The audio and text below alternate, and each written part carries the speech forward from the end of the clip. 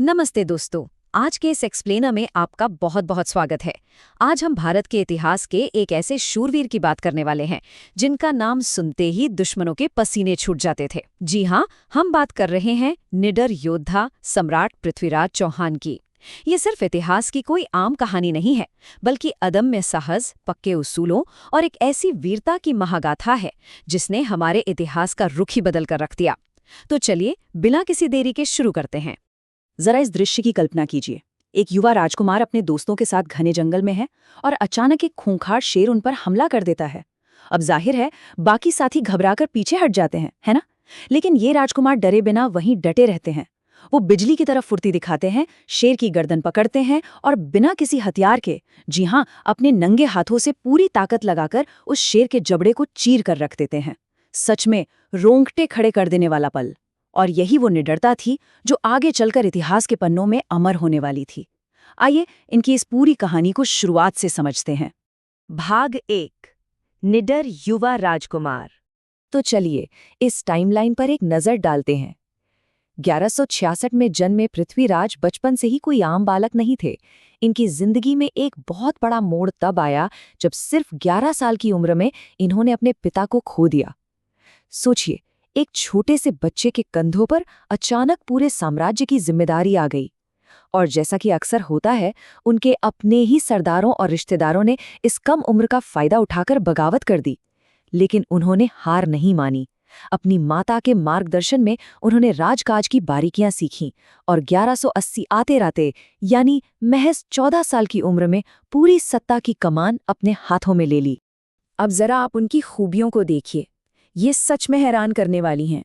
वो सिर्फ तलवार और भाला चलाने में ही माहिर नहीं थे, बल्कि उन्हें गणित, दर्शन शास्त्र और सैन्य विज्ञान की भी बहुत गहरी समझ थी। लेकिन इन सब में जो सबसे अचंभित करने वाली कला थी वो थी शब्दभेदी बाण। इसका मतलब है अपनी आंखें बंद करके सिर्फ आवाज सुनकर एकदम अचूक निशाना लगाना। सुनने में किसी जादू या मिथक जैसा लगता है ना, लेकिन कहा जाता है कि यही उनकी सबसे बड़ी और अचूक ताकत थी। भाग 2। चौहान साम्राज्य का विस्तार। अपनी गद्दी सुरक्षित करने के बाद ये युवा राजा अब रुकने वाला नहीं था। साल 1180 ये वो महत्वपूर्ण साल था जब महज 14 साल की उम्र में उन्होंने एक स्वतंत्र शासक के रूप में पूरी कमान संभाली। और जानते हैं उनका पहला कदम क्या था? उन्होंने अपने ही चचेरे भाई नागार्जुन के विद्रोह को पूरी तरह कुचल कर रख दिया। ये उनके विरोधियों के लिए एक बहुत ही कड़ा और साफ संदेश था कि राजा भले ही उम्र में छोटा है, लेकिन उसकी सत्ता को चुनौती देने का मतलब है सीधे मौत को बुलावा देना।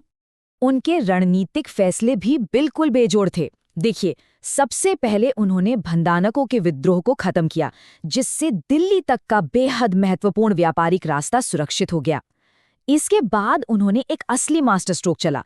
दिल्ली को अपने साम्राज्य की दूसरी राजधानी बना लिया और वहां किला राय पिथौरा का निर्माण करवाया। देखते ही देखते उनका साम्राज्य राजस्थान से लेकर मध्य प्रदेश और पंजाब तक फैल गया। भाग 3। दुश्मनी और एक साहसिक बचाव। अब आता है कहानी का एक बेहद नाटकीय मोड़। राजनीतिक साजिश और एक ऐसी प्रेम कहानी जिसने कन्नौज के राजा जयचंद के साथ एक भयंकर दुश्मनी की नींव रखी। इस दुश्मनी की आग में घी डालने का काम किया एक स्वयंवर ने। दरअसल जयचंद की बेटी संयोगिता पृथ्वीराज की वीरता के किस्से सुनकर उनसे प्रेम करने लगी थी। अब जयचंद ने पृथ्वीराज का घोर अपमान करने की ठानी। उन्होंने एक स्वयंवर रखा, भारत के तमाम राजाओं को न्योता दिया, लेकिन पृथ्वीराज को नहीं बुलाया। हद तो तब हो गई जब उन्होंने पृथ्वीराज की एक मूर्ति बनवाकर उसे दरबार के मेन गेट पर एक द्वारपाल की जगह खड़ा कर दिया। ये तो सबसे बड़ा अपमान था। लेकिन स्वयंवर वाले दिन संयोगिता ने सभी राजाओं को अनदेखा किया और सीधे जाकर उस मूर्ति के गले में वरमाला डाल दी। और ठीक उसी पल भेष बदलकर वहां मौजूद पृथ्वीराज सामने आते हैं, संयोगिता को अपने घोड़े पर बैठाते हैं और दुश्मनों की पूरी सेना की आंखों में धूल झोंकते हुए बेहद साहसिक अंदाज में उन्हें दिल्ली ले जाते हैं। खैर, यहाँ ये साफ करना भी बहुत जरूरी है कि ये जो साहसिक बचाव की दिलचस्प कहानी है ना, ये मुख्य रूप से 16वीं सदी के महाकाव्य पृथ्वीराज रासू से आती है। आज के आधुनिक इतिहासकार इन घटनाओं को प्रमाणित इतिहास की बजाय एक बेहद लोकप्रिय लोक कथा के रूप में ज्यादा देखते हैं। लेकिन सच जो भी हो, एक बात तो तय है, जयचंद और पृथ्वीराज के बीच की इस कड़वाहट ने आगे चलकर विदेशी ताकतों के लिए भारत के दरवाजे खोल दिए थे। भाग 4। तराइन में विजय। साल 1191 आते आते पश्चिम से एक नया और बेहद क्रूर खतरा भारत की तरफ बढ़ रहा था, और वो था मोहम्मद गौरी। अब वक्त था एक महासंग्राम का, और यहाँ हमें युद्ध की रणनीतियों का एक जबरदस्त टकराव देखने को मिलता है। एक तरफ गौरी की सेना थी जो तेज तर्रार घुड़सवारों पर टिकी थी।